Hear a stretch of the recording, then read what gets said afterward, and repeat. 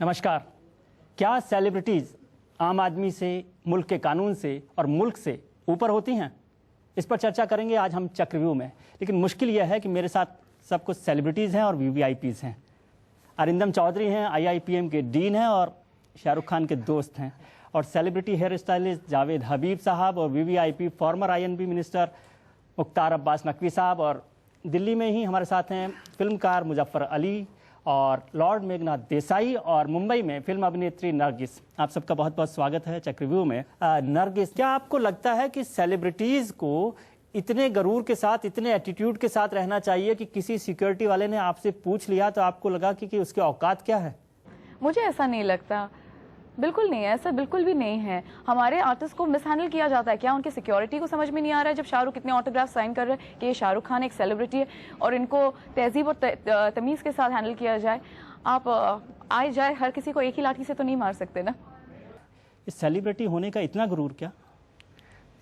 गुरूर तो नहीं, मतलब आप अगर मेरे को पूछे एक personally, of course we will go into this, इस इशू पे बाद में बात करेंगे, लेकिन पर्सनली मैं काफ़ी सालों से अमेरिका नहीं गया हूँ और उधर नहीं जाने के पीछे मेरा एक जो रीज़न है वो है कि I don't feel very good out there, I don't feel comfortable. मेरे को एक ट्रिप, वो लेजर हो चाहे काम का हो, शुरू इस तरह से नहीं करना है जहाँ पे एक फियर ऑफ ह्यूमिलिएशन हो। फियर ऑफ ह्यूमिलिएशन, अमेरिका की बात कर रहे हैं जावेद। आपको लगता है ये fear of humiliation her non American के लिए है, एशियन के लिए है या मुसलमानों के लिए है? आई थिंक एशियन एंड मुसलमानों दोनों के लिए है। इनफैक्ट मैंने भी खुद फील किया जब मैं आज 6 साल पहले वहाँ गया था। Even I felt insulted there. उसके बाद मैं कभी यूएस नहीं गया। मुझे नहीं लगता कि यूएस एक तरह की जन्नत है, एक तरह की आम कंट्री है। हम लोग डॉलर्स के पीछे क्यों भाग रहे हैं? हमारी इस भारत में क्या कमी है? अगर वहाँ हबीब खान लगा होगा तो आपकी उनकी आंखें चेंज हो जाती हैं। So let's not go to that country where you feel insulted. तो ये प्रॉब्लम एशियंस के साथ है, मुस्लिम्स के साथ है?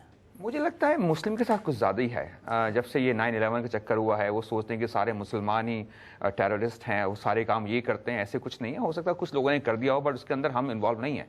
We are like a pure human being, pure Hindustani, pure Muslim. Naqvi साहब, आप तो वीवीआईपी सिक्योरिटी को, वीवीआईपी सिस्टम को बहुत एंजॉय किया है आपने, आप भी करते रहे हैं। क्या आपको लगता है वीवीआईपीज़ को ऐसे ही रहने दें, देवता बना कर रखें हम? नहीं, देखिए, इसमें जो सबसे महत्वपूर्ण चीज़ है कि अमेरिका का सवाल, अमेरिका 9/11 के बाद से आज तक उस डर और उस खौफ से बाहर नहीं निकल पाया जो डर और खौफ उसने आतंकवाद के एक दिन के अंदर देखा था।